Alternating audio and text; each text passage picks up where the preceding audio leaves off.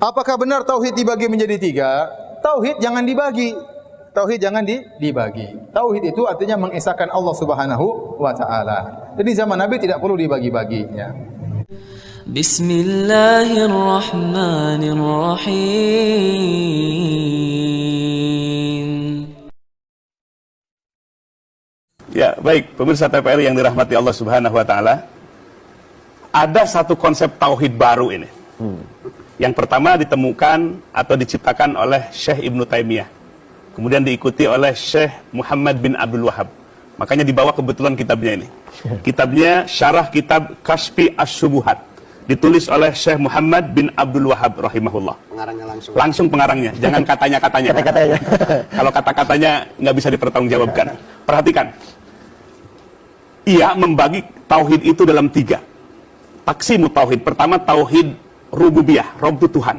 Mentauhidkan Allah lah Tuhan yang satu, sang pencipta, sang pemelihara. Dua, tauhid uluhiyah. Artinya Allah lah yang berhak diibadahi. Ketiga, tauhid asma wa sifati. Mentauhidkan Allah dari sisi nama dan sifat-sifatnya. Hanya milik Allah. Perhatikan. Ada iskal. Iskal itu kekeliruan di dalam konsep ini. Perhatikan.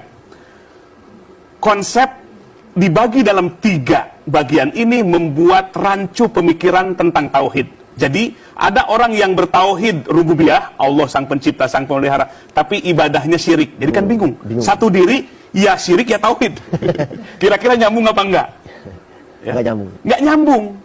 Makanya yang benar itu antara uluhiyah dan rububiyah itu sama. Ketika disebutkan uluhiyah, yang dimaksud rububiyah. Ketika disebut rububiyah, yang dimaksud uluhiyah. Satu kesatuan yang nggak bisa dipisahkan. Itu dalam Quran. Ketika dipisahkan terjadi kerancuan. Dan pada gilirannya, taksimu tauhid, pembagian tauhid ini adalah menghantam orang-orang yang berwasilah. Dianggap orang yang berwasilah kepada para wali Allah, bertabaruk kepada para wali Allah, dianggapnya beribadah kepada mereka. Ini yang fatalnya. Karena uluhiyah tadi itu. Karena uluhiyah beribadah kepada Allah, hanya kepada Allah dengan pengertian yang salah. Nah, maka oleh sebab itu, mari kita perhatikan. Disebutkan dalam kitab ini, ada dua musyrik. Ada musyrik yang awal, yaitu dulu di masa Nabi. Ada Abu Jahal, ada Abu Lahab, itu sponsornya itu. Tokoh-tokoh musyrikun. Ada yang kedua, musyrikun mutaakhirun. Orang-orang musyrik yang akhir itu apa? Di masa Muhammad bin Abdul Wahab ada. Siapa? Orang-orang muslim yang bertawasul ke makom Nabi dan berwasilah kepada makom wali Allah. Disebut musyrik yang akhir. Jadi ini yang hadir yang suka bertawasul kepada Nabi kita, bertawasul kepada wali-wali Allah, lebih syirik dibandingkan syiriknya Abu Jahal dan Abu Lahab. Ini kitabnya. Inilah yang membuat faktor ricuhnya umat Islam di seluruh dunia. Termasuk di Indonesia. Termasuk di Indonesia.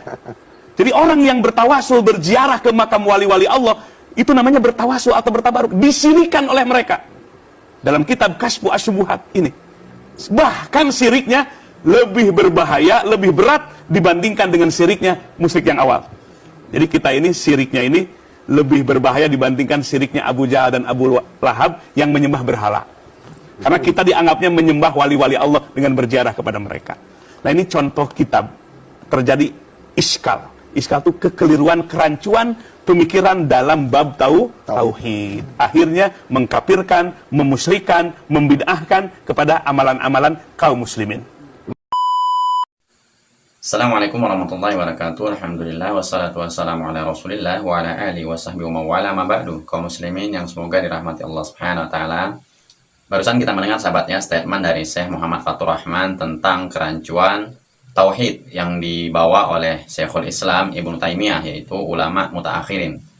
Yang mana katanya kerancuan dalam tiga tauhid ini adalah tauhid uluhiyah dan tauhid rububiyah. Beliau mengatakan tauhid rububiyah dan tauhid uluhiyah itu maknanya sama. Tentu saja statement beliau ini tidak benar sahabat ya. Karena tauhid uluhiyah dan tauhid rububiyah itu jelas berbeda. Tauhid uluhiyah maknanya adalah kita mengimani Allah Subhanahu wa taala satu-satunya zat yang berhak kita ibadahi dan tidak ada sesembahan lain selain Allah Subhanahu wa taala. Dan ini sahabat ya tentu banyak yang membantah karena masih banyak orang yang bertabaruk ke kuburan untuk mencari berkah di kuburan tersebut. Inilah makanya Syekh Muhammad Fatur Rahman ini tidak setuju dengan tauhid uluhiyah ini. Sedangkan makna dari tauhid uluhiyah, kita mengimani bahwa Allah Subhanahu wa taala satu-satunya zat pencipta kita, yaitu Sang Khalik. Allah Subhanahu wa taala yang memberikan kita rezeki, yang menurunkan hujan, yang menciptakan langit dan bumi dan mengatur aspek kehidupan kita. Itulah yang dimaksud dengan tauhid rububiyah. Tentu berbeda sahabatnya dengan tauhid uluhiyah tadi. Yang mana tauhid uluhiyah adalah kita mengimani Allah Subhanahu wa taala satu-satunya zat yang berhak kita ibadahi. Dan dalilnya tentu sangat banyak sahabat ya. Salah satunya Allah Subhanahu wa taala berfirman di dalam Al-Qur'an, "Wa ma khalaqtul jinni wal insa illa liya'budun." Tidaklah aku ciptakan jin dan manusia kecuali beribadah kepadaku. Dan tentu masih banyak lain sahabat ya dalil-dalil tentang tauhid uluhiyah ini.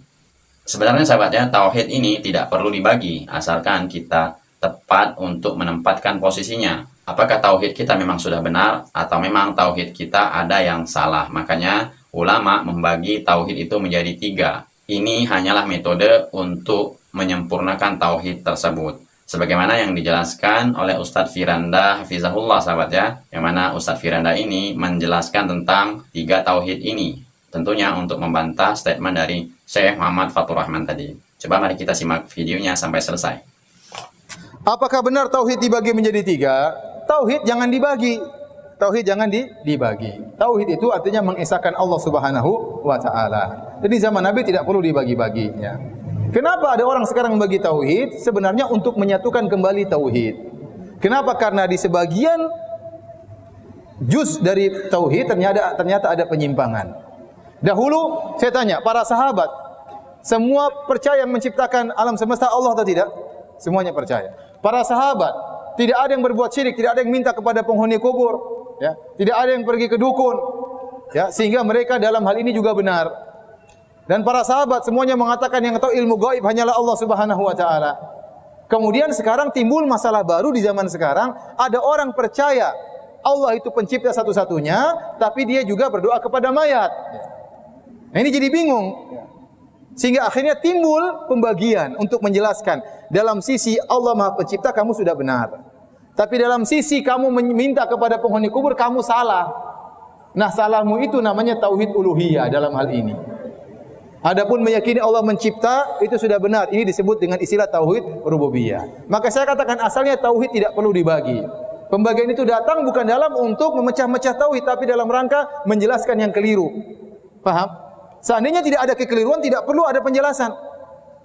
Dan pembagian ini hanya sekedar untuk penjelasan. Ini mimbabil bayan untuk menjelaskan. Sebagaimana orang Arab dahulu tidak ada membagi bahasa Arab terbagi menjadi fiil kata kerja, isim kata benda, huruf tidak ada. Tapi kenapa dibagi untuk bisa menjelaskan dengan baik. Zaman Nabi juga tidak ada bagi bahwasanya hukum terbagi menjadi wajib, sunnah, mubah, makruh, haram, enggak ada. Nabi tidak pernah ngomong demikian. Tapi para ulama menjelaskan agar mudah memahami. Oh ini wajib, oh ini sampai ke derajat wajib. Ini cuma sunnah, ini mubah.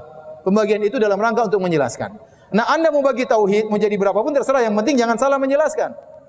Oleh karenanya ada para ulama bagi tauhid menjadi 2. Ada ulama bagi tauhid menjadi 3. Tatkala mereka menemukan penyimpangan dalam berbagai macam bidang, maka mereka membagi tauhid menjadi 3 contohnya. Ternyata didapati ada orang menyimpang dalam masalah asma wa sifat. Ada yang nolak sifat, maka dikatakan, oh ini kesalahannya dalam tauhid yang berkaitan dengan nama-nama dan sifat Allah.